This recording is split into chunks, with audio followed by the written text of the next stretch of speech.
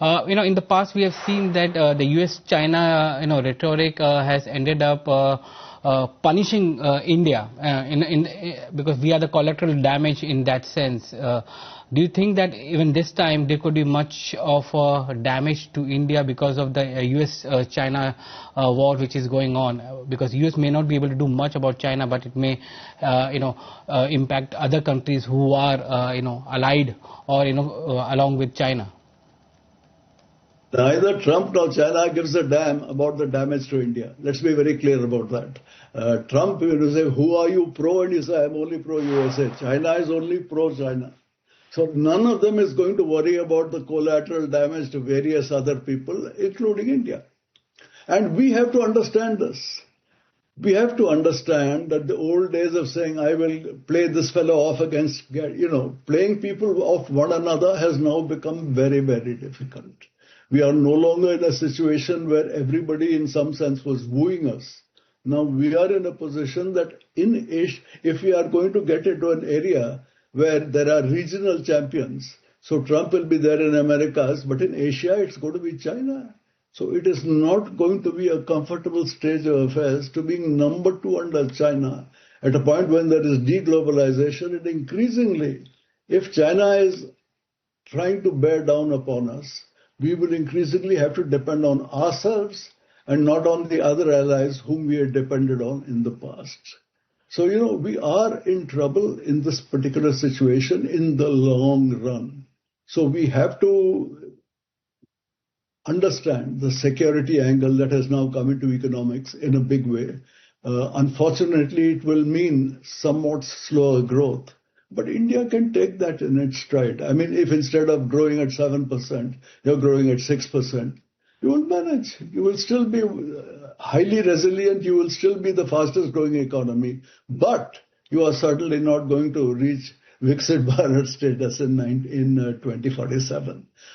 Things are going to slow down, and we cannot get away from the fact that we now have to develop our own rare earths, and we have to develop, wherever we see a major issue, we have to develop resilience out there. We are lucky that in the case of energy, we are so oil dependent, but with the rise of renewable energies coming up, there is a distinct chance that our reliance on oil will fall quite dramatically when we shift to electric vehicles.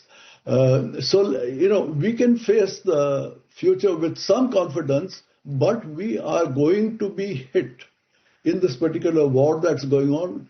Mr. Trump says, if anybody has a trade surplus with me, it means that it's unfair trade.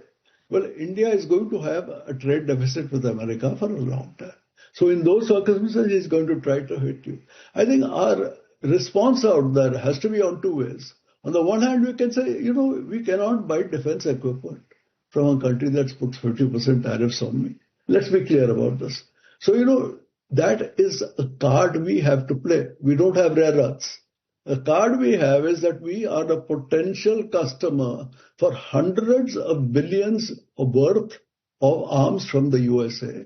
And we are capable of saying, I will keep smiling, but I will not clinch a contract on that until I find that you are coming down on the tariff side. So we have that kind of relatively small cards, but some cards to play.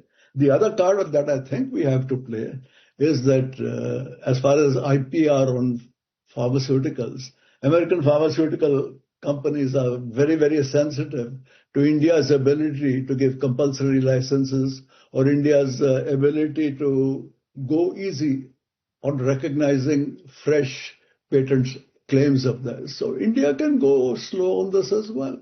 Now, none of this should be done in a brash manner. I would say all of it should be done with a smile, but a very clear understanding that things are not going to be as in the past. And that while we do not have any big guns to fire back like the Chinese do, we have these subtler forms. And we too are big. We too are not going to be hammered down like poor Laos. Laos said, okay, since you're worried about our tariffs, 0 tariffs for American goods. And in response, what happened? Trump said, nevertheless, I'm going to put 40% tariffs on you because, you have various other things like non-tariff barriers, and besides you have a large trade surplus with us. So, Right. the notion that you can sweet talk Mr. Trump into a deal, I think that has now been disproved very conclusively. So I am in favor of being tough. Tough does not mean being rude. You don't have to be rude, but you can make it very, very clear. I think Mr. Jaishankar also has put it, he says, some things are negotiable, others are not negotiable. It's just as well to make that particular clear. So on the non-negotiable part, there's no point wasting too much time. Sure. On the negotiable part, if you like, put 50%, put 100%, then we can negotiate it down. Although we think that this is not the proper way to go about building a friendly relationship. But nevertheless, we must not become another Laos. We cannot become another China. Neither should we become another Laos.